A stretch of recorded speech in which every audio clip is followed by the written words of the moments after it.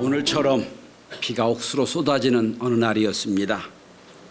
옛날에 시골에 어떤 사람이 홍수가 나는 때 강을 건너는 일이 있었습니다. 강을 건너는 곳은 외나무 다리밖에 없었는데 외나무 다리 아래를 보니 엄청난 물이 휩쓸어 가고 있는 것이었습니다. 아무래도 외나무 다리 한번 잘못 건데다가 떨어지면 죽을 것 같은 생각이 듭니다. 이 사람 예수를 잘 믿는 사람이었습니다. 그래서 다리를 건너기 전에 하나님께 간절히 기도했습니다. 하나님, 만약에 저를 저 다리까지 잘 건너게 해주신다면 제 가진 재산의 전부를 드리겠습니다. 그만큼 위험했던 것이죠. 하늘에서 음성이 왔습니다. 그래라. 믿고 다리를 건너기 시작했습니다. 반쯤 건넜는데 건너다 보니 다리가 튼실한 겁니다. 의외로 어렵지 않은 거예요. 그래서 급히 기도를 바꿨습니다. 하나님, 제가 아까 너무 성급하게 급하게 기도해서 잘못 기도했습니다. 제가 저 끝까지 잘 도착하면 가진 것의 절반을 드리겠습니다. 하나님이 말씀하십니다. 그래라. 아멘. 그러고 건너기 시작했습니다. 조금 건넜습니다. 이제 거의 다 왔습니다. 한 4분의 3을 건넜습니다. 근데 몇 발자국만 가면 될 것 같아요. 다 온 것 같아요. 마음에 갈등이 생겼습니다. 재산의 반을 주면 난 무엇 먹고 살지? 고민이 됐습니다. 그래서 하나님께 다시 기도했습니다. 하나님, 죄송합니다. 모든 게 3세판 아닙니까? 세 번째 기도합니다. 만일 제가 무사히 다리만 건너면 재산의 4분의 1만 드리겠습니다. 하나님이 응답이 없어요. 걱정스러운 마음으로 한 발을 내딛다가 그냥 빠져버렸습니다. 엄청난 물이 흐르는 강으로 추락한 거예요. 추락하며 이 사람이 외마디 소리를 지렀답니다. 하나님, 농담도 못합니까? 그랬다고 그러지요. 웃자고 지어낸 말 같습니다만 우리의 마음 상태를 이렇게 잘 표현한 것 같아요. 급할 때는, 중요할 때는 다 할 것처럼 해결하고 나면 은혜를 다 잊어버린 거예요. 우리의 모습이 그런 모습이 아닌가 생각을 해봅니다. 인간의 원초적인 죄는 에덴 동산의 아담과 하와가 선악과를 따먹은 행위에 있지 않습니다. 따먹은 건 결과고요. 사실은 뱀으로 변한 사탄에게 꼬임에 빠진 건데 뭐라고 꼬였습니까? 너도 하나님처럼 될 수 있다. 여러분, 생각을 해보십시오. 조물주가 그 조물주가 만든 존재가 같다. 이거 말이 안 되는 얘기잖아요. 제가 여러분 앉아있는 나무를 만들었는데 그 나무가 저한테 와가지고 나하고 똑같다고 대들다면 용납이 안 되잖아요. 근데 꾀임에 빠져요. 여러분, 꾀임에 빠진다는 얘기는 아담의 마음에 그런 마음이 이미 있었다는 거예요. 속는 것은 사실 속을 준비가 된 사람이 속는 겁니다. 무슨 얘기를 하는 거야? 그분은 하나님이고 난 피조물이야 라고 딱 잘랐더라면 절대로 유혹에 넘어갈 수가 없었을 겁니다. 자기도 하나님처럼 된다는 마음이 생각하고 있었던 거예요. 자, 그래서 선악과를 따먹게 된 겁니다. 그래서 저는 이미 원죄는 선악과를 따먹기 전부터 생겼다고 생각을 해요. 우리 마음속의 교만함, 우리 마음속의 감사를 잃어버린 마음, 여기서부터 원죄가 시작됐다고 생각합니다. 그래서 저는 원죄를 생각의 게으름이라고 정의를 내립니다. 조금만 더 생각을 했다면, 아니 이건 있을 수 없는 일이야 라고, 그리고 사탄이 너도 하나님처럼 된다는 마음을 주었을 때 무슨 얘기를 하는 거야? 하나님은 나를 만드신 분이고 이 에덴 동산에 100% 완전해, 너무 부족함이 없어 라고 감사했더라면 사탄은 더 이상 유혹을 못했을 겁니다.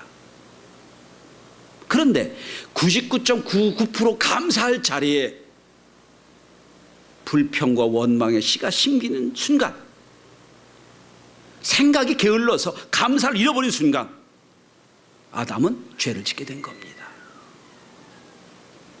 성도 여러분, 감사를 해야 될 때 감사하지 못한 영혼의 밭에 불평과 원망이 심겨지고 있습니다. 구약을 한번 읽어보시면 전 참 이해를 못하는 게 있어요. 그렇게 하나님의 은혜를 많이 받은 민족이 이스라엘 백성 이외에는 어디 있습니까?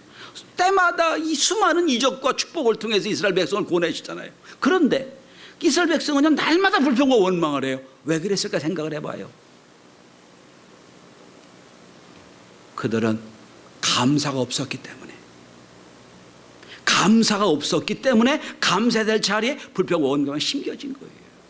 그렇다면 다르게 표현한다면 불평과 원망의 씨가 아무리 가득하더라도 그 밭을 감사의 밭으로 바꾼다면 사탄은 우리를 더 이상 접근하지 못하게 될 것입니다. 영국의 종교학자 월리엄 로우는 이런 말을 했습니다. 인생을 행복하고 만족하게 사는 유일한 비결은 감사를 찾는 데 있다 그랬어요. 감사를 찾는 데 있다. 여러분, 많이 가진 것, 적게 가진 게 중요하지 않아요. 많이 가져도 원망하면 가진 게 의미가 없고요. 조금 가져도 그 가진 것에 감사하면 그게 100% 감사가 되는 거예요. 많이 갖고 적게가 중요한 게 아니고요. 내가 얼마나 감사하느냐가 중요한 거예요. 그러니까 전 보기에 제일 불쌍한 인간이 누구냐면 날마다 과거만 생각하는 거예요. 그때는 좋았고 그때는 행복했는데, 아니에요 여러분. 날마다 지금 행복하고 지금 감사하고 지금 좋아야 그게 축복이 은혜입니다. 오늘은 하나님이 아예 명령으로 1년에 2번 감사절을 지내라고 명령하신 그 중에 하나입니다. 하나님은 1년에 2번 말씀하십니다. 분명히 감사절을 지켜라. 왜 그랬을까요? 원망과 불평이 가득한 인간에게 이렇게 감사의 날을 정해서 되돌아보고 감사를 찾지 못하면 결국 사탄의 유혹에 빠질 수밖에 없으니까 아예 못을 정해놓고 감사의 날을 정했다고 생각을 합니다. 저는 이 감사절에 오늘 본문에 나오는 10명의 문둥병자 이야기를 통하여 은혜를 함께 나누고자 합니다. 이 말씀 우리가 잘 아는 말씀이에요. 10명의 문둥병자 예수를 만납니다. 치유를 받아요. 그런데 다 치유를 받았지만 오직 한 명만 돌아와 감사했다는 이야기입니다. 그런데 그 돌아와서 감사했던 한 사람은 다른 사람이 받지 못한 놀라운 축복 은혜를 받아요. 전 그래서 이 감사절을 맞이하는 저와 여러분들이 우리가 어떤 감사를 드려야 되는지, 지난 2018년 상반기를 돌아보며 우리의 인생을 통하여 어떤 감사를 드려야 되는지, 그리고 지난주 말씀드린 대로 앞으로 주실 은혜를 위하여 놓고 감사해야 되는데 어떤 은혜를 주실 것인지, 은혜를 함께 나누는 귀한 시간이 될 수 있기를 바랍니다. 저하고 눈이 안 맞으실 분이 저 청년 몇 명 있는 것 같은데, 그죠? 예. 자, 첫 번째는 오늘 10명의 문둥병자가 감사할 첫 번째는 하나님이, 예수님이 자기를 만나주신 것에 대한 감사예요. 만나주신 감사. 이미 여기 예배자로 앉으시고 신앙생활 잘하신 여러분은 우린 착각할 때가 있어요. 나는 구원받은 게 당연하지. 아닙니다 여러분. 당연하지 않아요. 우리가 물론 이 예배 자리에 오기까지 오늘 비가 이렇게 많이 쏟아지는 이날, 내가 날씨도 우중충하고 오늘 같은 날은 늦게까지 잠자리에 들고 평안하게 아점 먹고 좀 쉬면 좋은 날 같은데, 주일 아침부터 나와서 열심히 일하느라고 하고 아침 일찍 오신 여러분, 내가 열심히 하나님을 위해서 일하고 있는데, 열심히 찾고 있는데, 내가 노력했는데 생각할지 몰라요. 맞아요. 열심으로 오셨습니다. 그런데 이걸 기억하셔야 됩니다. 내가 열심히 있는 만큼 하나님은 더 열심히 내 인생을 찾아오셨다는 것을 기억하셔야 됩니다. 더 열심히 찾아오셨어요. 이걸 사도 바울은 하나님의 열심이라고 표현합니다.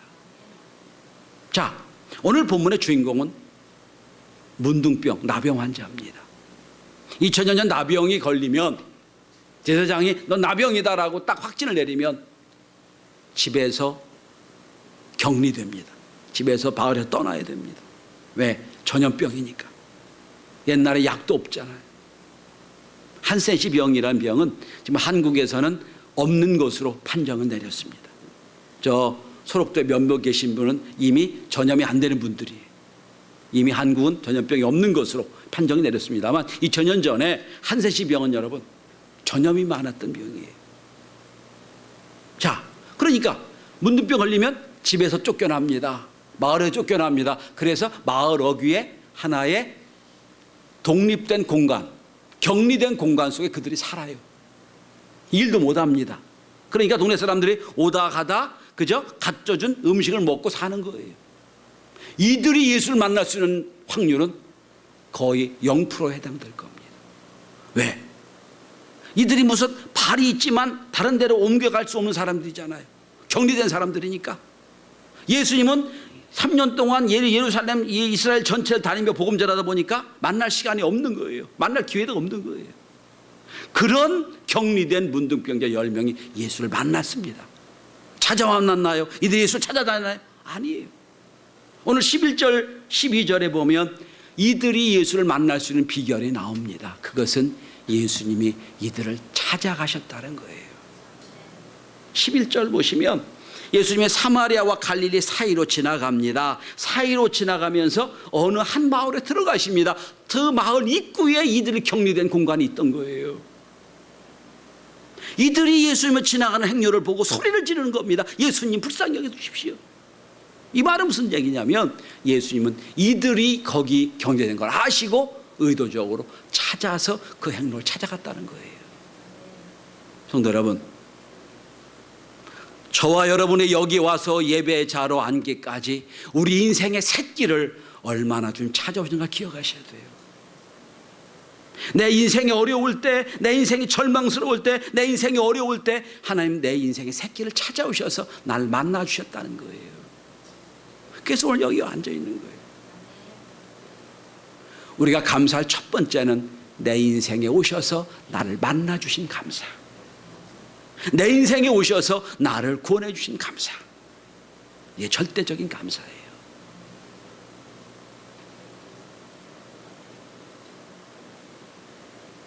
두 번째입니다. 오늘 이들의 감사는 깨닫고 드리는 감사예요. 자, 문둥병자가 10명이 예수를 만났습니다. 불쌍히 여기주십시오 막 외칩니다. 왜냐하면 마지막이자 처음으로 예수를 만난 거거든요. 예수님 찾아오셔서 만났습니다. 예수님은 만왕의 왕이에요. 많은 사람들 소문을 들으니까 죽은 자도 살렸던 놀라운 역사를 이루었던 예수님이에요. 이번 기회 아니면 없어요. 소리를 막 지릅니다. 죽을 처럼 소리 지렀을 거예요. 예수님 보시고 말씀하십니다. 가서 제사장에게 보여라. 옛날 재정일치 사회입니다. 모든 문둥병의 확진과 치유에 받았다는 확진은 제사장이 내게 돼 있어요. 가서 제사장에 보이란 얘기는 고침받았다는 뜻이에요. 고침받았다는 뜻이에요. 너 고침받았으니 가서 보여서 확진받으면 된다는 뜻이에요. 이 말을 믿고 이 10명은 그냥 참 믿음이 좋잖아요.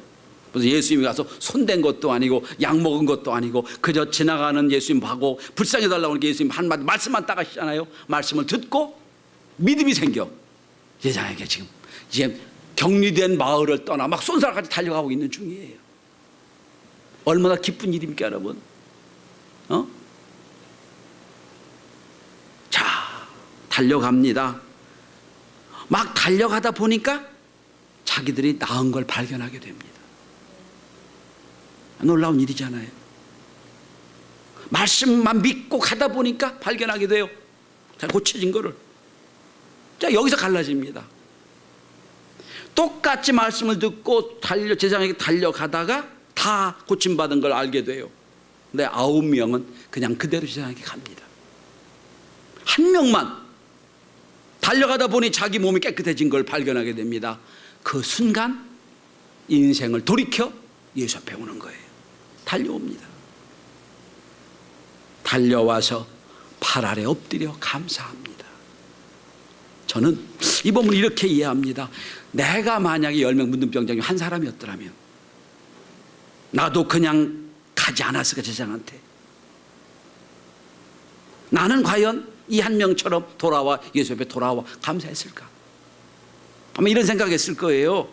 아, 지금 중요한 건 빨리 확진받는 게 중요하니까 빨리 가서 제자한테 만나고 확진받고 돌아와야지 했을지 몰라요. 그런데 그건 착각이죠. 예수님은 돌아왔어도 거기 계시지 않을 겁니다. 왜? 예수님은 돌아다니면서 복음 전하는 분이잖아요. 언제나 거기 계신 분이 아니에요. 만날 수가 없었을 거예요. 자, 이 한 명이 가다가 나음을 발견합니다. 깨달았습니다. 깨닫고 이제는 이렇게 나를 치유해 준 하나님을 생각하며 예수를 생각하며 예수 앞에 돌아온 거예요. 나았다는 사실을 깨닫는 순간 이 사람의 마음속엔 감사가 있게 되는 거예요. 감사는 감사할 기회를 놓치면 감사를 잃어버리게 되는 게 특징이 있어요. 감사할 때 감사하지 못하면 감사는 금방 없어져 버려요. 깨닫는 즉시 감사해야 감사가 되는 거예요.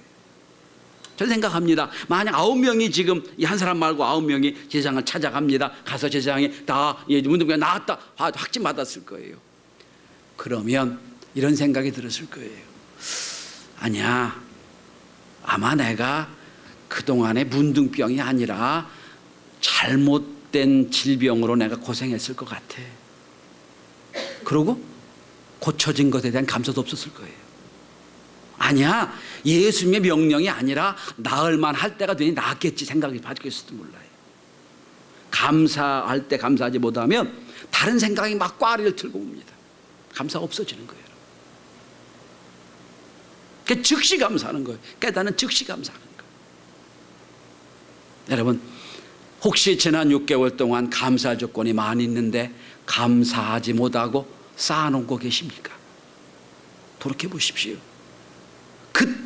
그때 그 감격, 그때 그 감사의 그 은혜 이미 다 없어져 버렸어요. 제 짧은 인생 중에서도 제가 분명히 저분들은 내가 도와줘서 된 일이 많은데 분명히 나한테 감사해야 될 분들인데 감사 모르는 분들이 있어요. 그들 생각할 거예요. 기회가 되면 나중에 감사하지. 근데 잊어버려요. 저도 마찬가지고요.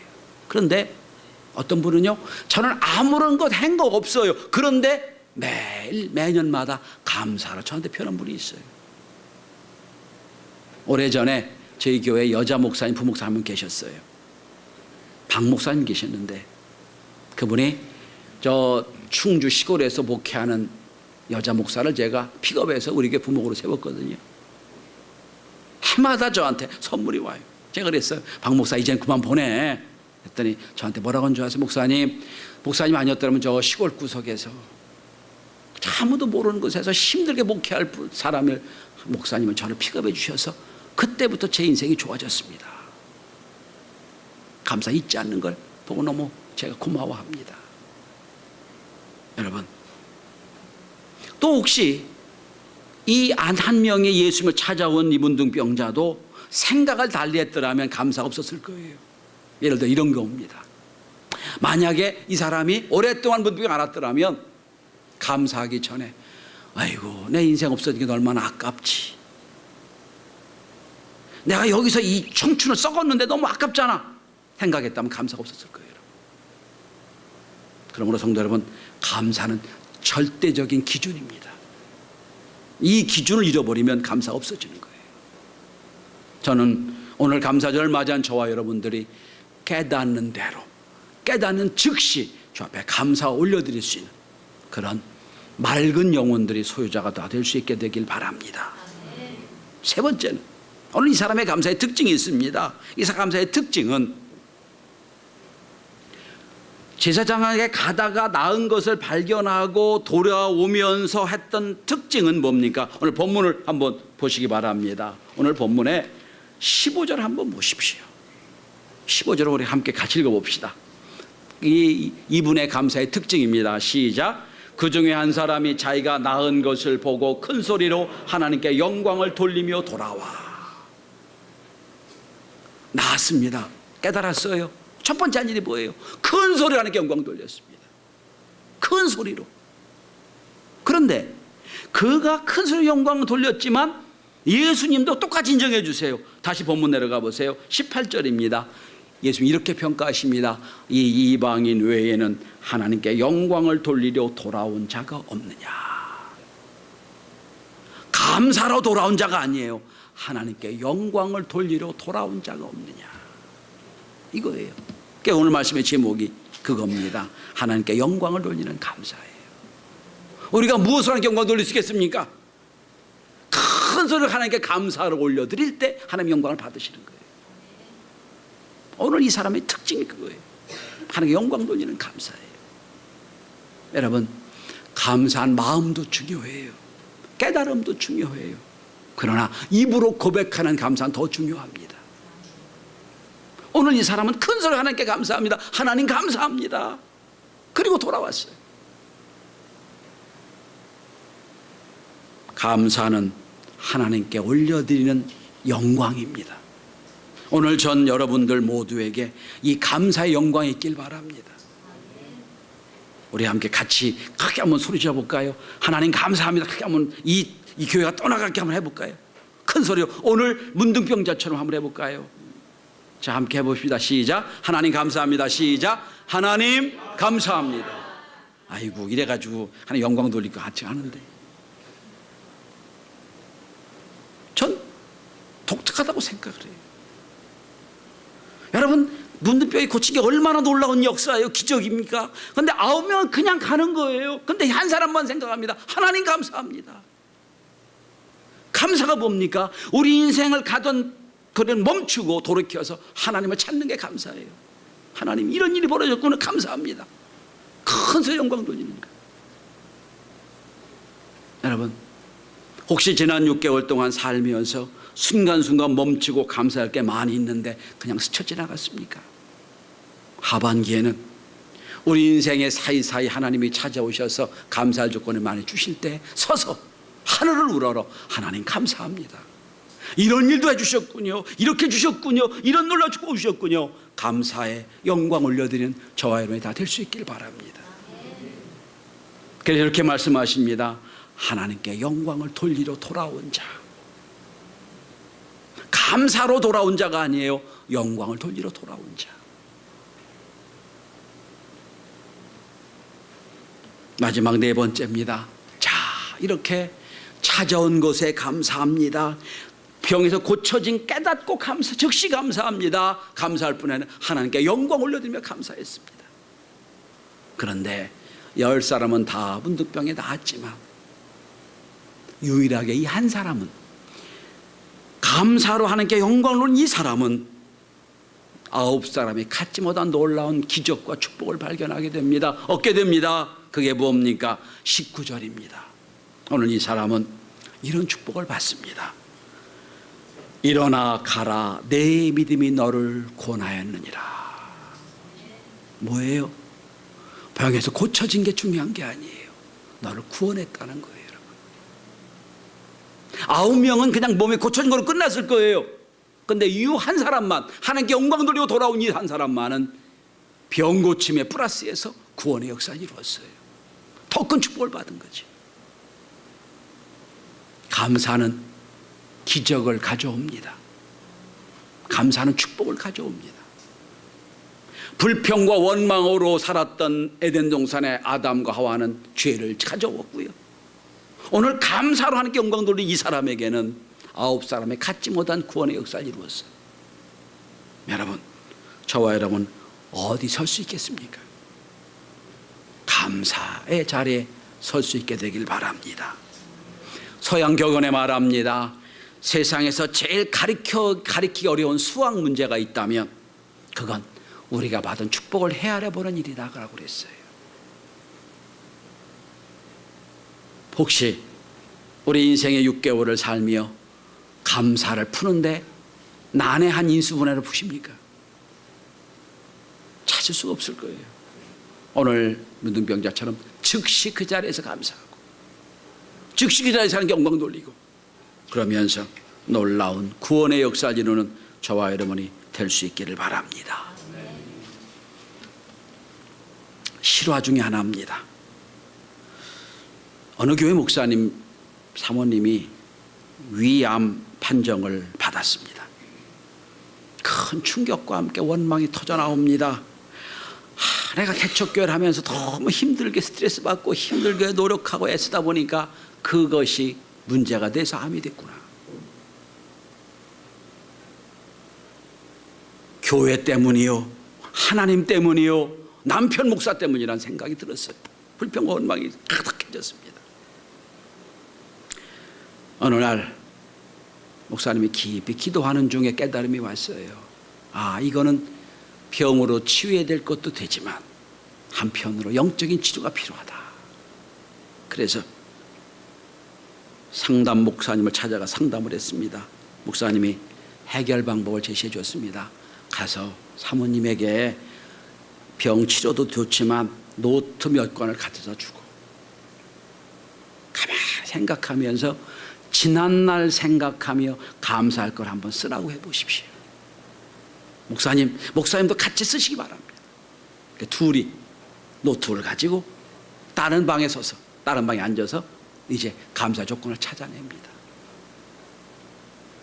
아니 감사할 게 도대체 뭐 있어? 내가 이 고생하다가 뭐 병 걸렸는데. 불평이 지나가고 나서 생각해 보니 감사할 게 많아요. 하나하나 써내려갑니다. 한 번 살다만 인생인데 하나님 나를 주에 사람을 써주신 것도 감사하고, 이렇게 아픈 중에 있지만 성도들이 나를 기도해 준 것도 감사하고, 하나하나 다 쓰기 시작합니다. 노트 한 권이 써지고 두 권이 써집니다. 쓸 때마다 눈물이 확 쏟아납니다. 수많은 감사가 있었는데 이걸 다 잃어버리고 불평 원망으로 살았구나. 목사님도 고생한 것만 생각이 드는데 노트를 펴 감사성이 너무 많은 거예요. 한 권을 쓰고 두 권을 쓰고 그 노트를 서로 얘기하면서 또 함께 웁니다. 너무 감사할 게 많은데. 노트 세 권을 다 씁니다.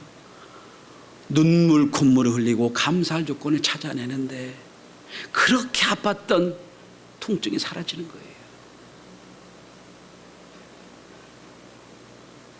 병원에 갔습니다. 진찰을 했더니 의사가 깜짝 놀랍니다.